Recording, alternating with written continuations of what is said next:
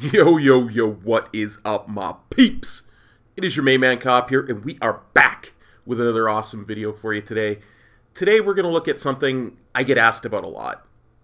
I do a lot of leveling challenges. I do a lot of 1 to 120s in one sittings, and old school rules, and all kinds of weird leveling challenges. So, people often ask me, hey, Cop, what route do you use when you level? Because, you know, with the 100% bonus we've got right at the moment when I'm recording this, it's kind of a big topic. So I thought I'd make a video and show you what I do for a route for Horde and for Alliance, because there's a little bit of a difference, at least at the start. So let's get right down to it. We'll start with Horde, and pretty much one of the main things that you want to know when you're leveling from scratch is that vanilla zones, really good. Vanilla starting zones, vastly overpowered. Because they now scale all the way up to 60. So, what I will normally do is, when I'm on the Horde, and I'm starting a new tune, is, regardless of what race it is, I will bring it right here. Camp Narash. And the reason that I bring it to Camp Narash first, because we're going to do all the starting zones, is there are a couple of quests in the starting bit that, once you get to a certain level, depreciate. They just don't scale. And that's the only time that happens in the entirety of any vanilla zones. They just do not scale. So if you do here first, you get full value from them. So bring your level 1 here to Camp Narash, do the starting zones, and then do Mulgore. Mulgore is really quick for a non-Tauren, because you cannot do the Rites of the Earth Mother questline as a non-Tauren. So the amount that you do is, you know, pretty small. Big thing to remember is, before you leave the zone, once you've finished everything at Bloodhoof Village, right up about here at Camp Sungraze, there's about 2 or 3 quests that have no lead into them, because again, we don't have the Rites of the Earth Mother quests. So we got Camp Narash, we got Bloodhoof Village, we've got Camp Sungraze done, and the next thing that we're going to do is we're going to go over to the Valley of Trials. We're going to do all the quests in the Valley of Trials, and you'll get a breadcrumb that'll take you to Sen'jin Village. You're going to turn that in, you're going to pick up all the quests in Sen'jin Village, but you're not going to do any of them yet. You're going to go to Echo Isles, and you're going to do all the quests in the Echo Isles. And the reason we do that is there's a quest that overlaps between Sen'jin Village and the Echo Isles. So you can do all those. They're really good. They're almost entirely voice acted. They're just sweet, sweet quests. Then you're going to do Sen'jin Village. You're going to do Razor Hill. You're going to do all of Durotar. Okay? And once you're done Durotar, that's when we skip on over to the Eastern Kingdoms. And once we get to the Eastern Kingdoms, we're not leaving again. Because it's just one of the big things about leveling that you need to understand is the Eastern Kingdoms, even though it looks bigger than Kalimdor on the map, it's actually a good deal smaller. As such, the zones are all smaller. So they're a lot more compact. The quests are a lot quicker to get to and from. So we're going to go to Deathnell, which is just up here, and we're going to do all of Deathnell. We're going to do all of Tirisfal Glades, right? Then once we're done that, we're going to go down and do all of Silverpine Forest. It's another one that's got just tons of great lore. There's some really good voice acting in certain parts of it with Sylvanas and all kinds of things like that, and Garrosh. And then we're going to go, after we're done that, we're going to go to Hillsbrad Foothills. And we're going to do all of Hillsbrad Foothills. All of it. Now, I can hear you saying, Cop, I think you missed the starting zone because you didn't go to Silvermoon. And there's a reason that I bypassed Silvermoon. Eversong Forest is extraordinarily big and spread out in comparison to a lot of the starting zones, and the quest pathing isn't great back in Burning Crusade, because it's still part of the oldest content in the game, you know, they just weren't as good at quest pathing and logical progression of quests in a zone as they were by the time they got to Cataclysm, which is where all the other starting zones come from, right? Although I do love these zones. I really do. So we got done Hillsbrad Foothills. You've got a couple of choices now, because up until now we've been doing zones that were exclusively Horde. And the reason for that is because you tend to want to have War Mode on. I know it's only 10% increase for the Horde, but it's still significant. So you've got two choices. If you want to stay in the Eastern Kingdoms, which I heartily recommend, I would go and do Western Plaguelands, then Eastern Plaguelands, and if you still need levels by then, by the time you're done Eastern Plaguelands, you're gonna get a quest to go take a rocket to the Badlands. It's about a 7 to 10 minute flight, so you know that's a good place to take a bathroom break. And honestly, Eastern Plaguelands I do right up until the point where the Dwarven Paladin goes missing for the second time, because after that it starts to get a bit more spread out. And then we take the rocket down to Badlands. I will do the Badlands until I get to the point where I get to New Kargath. So I will do the bits in here. I'll do the start over at the Fuse Light by the Sea and the ravine and all that kind of stuff. Do all that. And as soon as I get to the point where I'd be doing quests in New Kargath, instead I will go through to Searing Gorge. I'll do some Searing Gorge quests. By the way, with the current buff, you're likely to not need any of this past the Plaguelands, but sometimes you do. If I do, then I will actually go down to either Swamp of Sorrows or Blasted Lands. Those are both really good options. Again, you might not need any of that, depending on how much of the Darkmoon Fair is up, whether you have War Mode on or not, whether this 100% buff is up or not. But if none of that's up, then you probably will wind up finishing up in Blasted Lands, which is really nice. There's some really good quests there. And it leads us into the 60 to 80 bracket. Now, in the 60 to 80 bracket, I avoid Outland like the plague. Again, back in Burning Crusade, the pathing was just horrible. So what I will do is I will go to Northrend, and I will go to Borean Tundra, and I will finish Borean Tundra. Because I can get anywhere from 12 to 17 levels without the 100% buff in Borean Tundra. It's just sick good. So with the 100% buff they got right now, you can probably fairly easily get all 20 levels of the 60 to 80 bracket just in Borean Tundra, including Koldara, and just finish it all off. And then we're into Cataclysm or Pandaria. Both are really quick. So what I do, and what I think is optimal, is I will go and do Mount Hyjal from level 80 to about level 87. And that doesn't even finish the zone.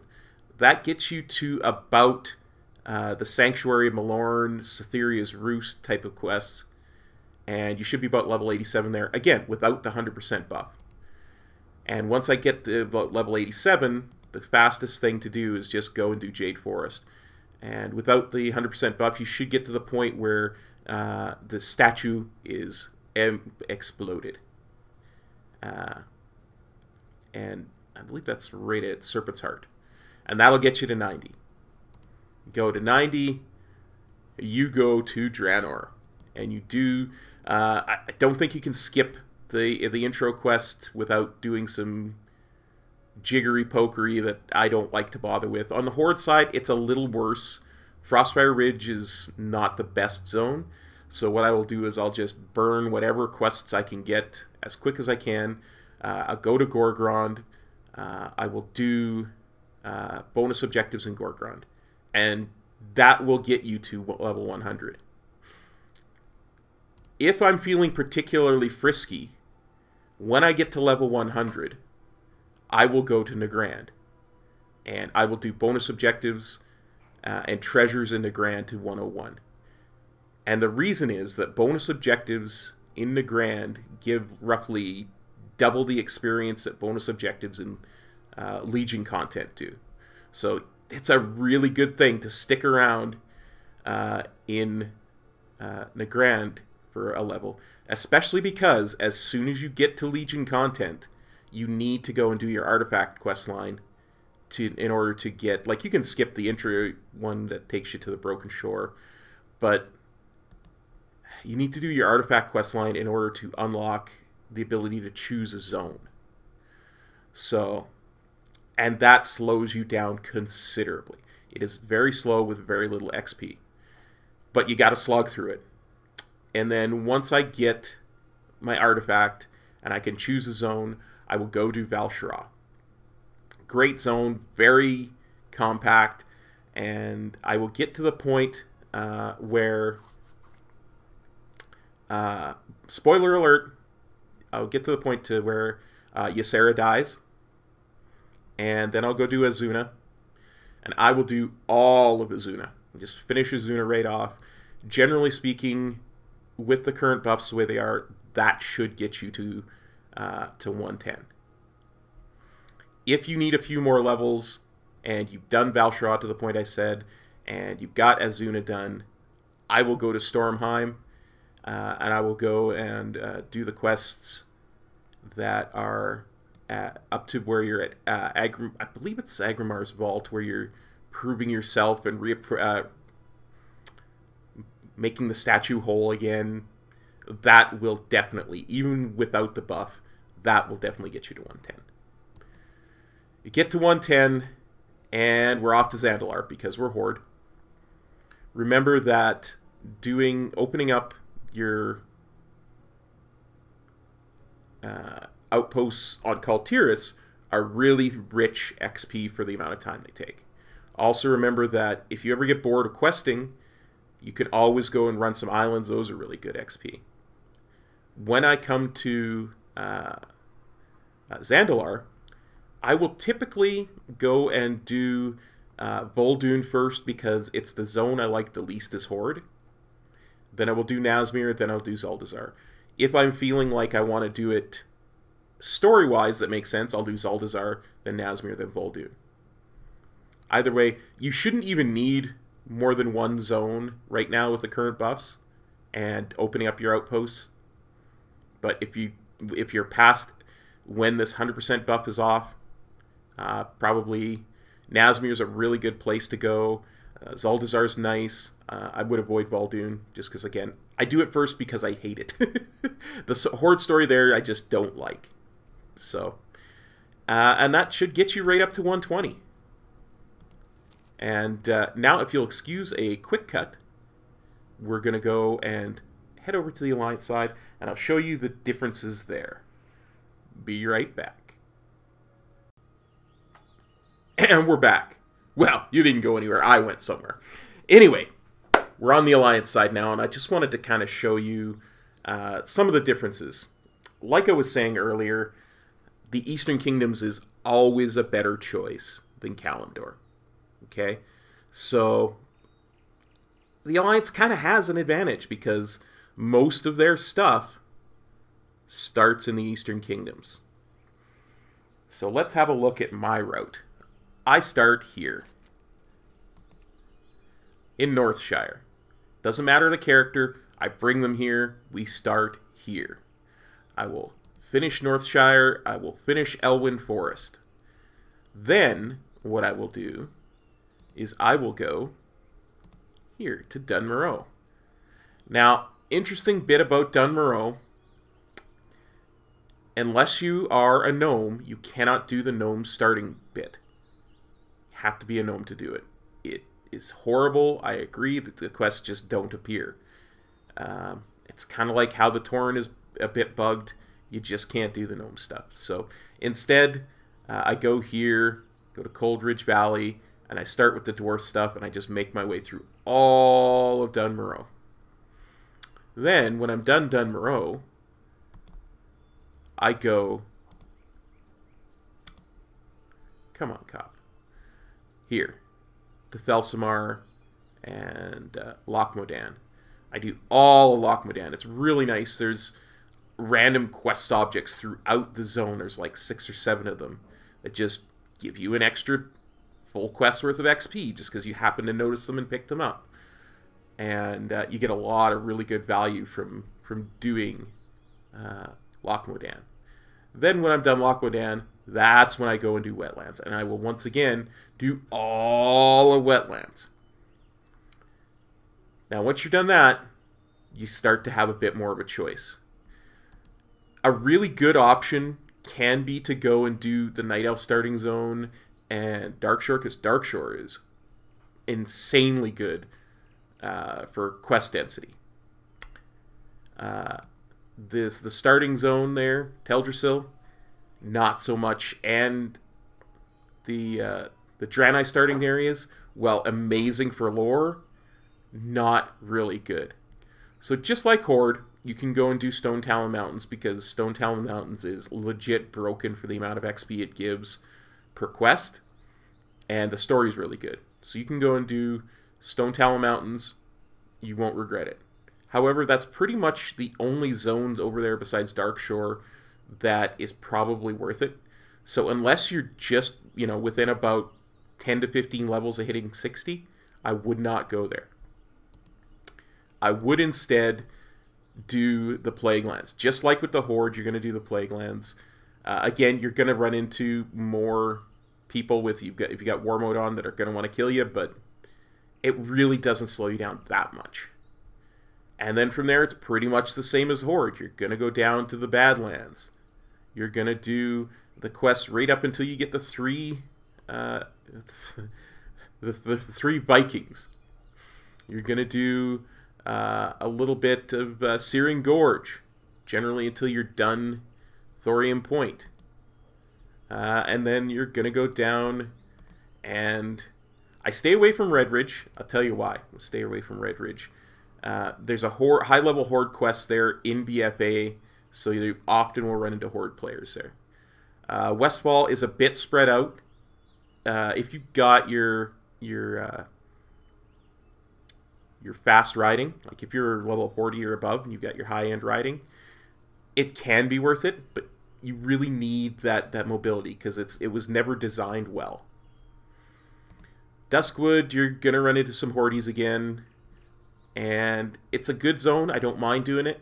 You can do it. I stay away from Stranglethorn. It's always been a ganks fest, and it still is. And if you still need levels after that, depending, you can do Swamp of Sorrows and Blastlands, just like with the Horde. Just like with the Horde, after that, when I ding 60, I go to Northrend, I do Borean Tundra. I can get a lot of levels out of Borean Tundra, probably even more with Alliance and with Horde. You want to make sure to pick up, I believe it's called Overgeared Cog Spring or something like that. It looks like a big red button. It's an engineering piece. It's manufactured by engineers, so you should find some in the auction house. It's needed for one of the quests, and it stops the quest line dead if you don't have it. Probably about 80% through, but even 80% with the buff that we've got right now, you'll be done. You'll be hitting 80 before you get to that point. But if you are past April 20th, 2020, that 100% is probably going to be gone, and you might need that to finish up Borean Tundra. And if you still need quests after that, I like doing the opening to Sholazar Basin right up until you finish Nessingwary's quest, and you kill the Brood Mother. I also like going to Ice Crown. If you've got like 1 or 2 levels left, I will open up the Argent Tournament. Then I will open up the Shadow Vault and the Argent Vanguard.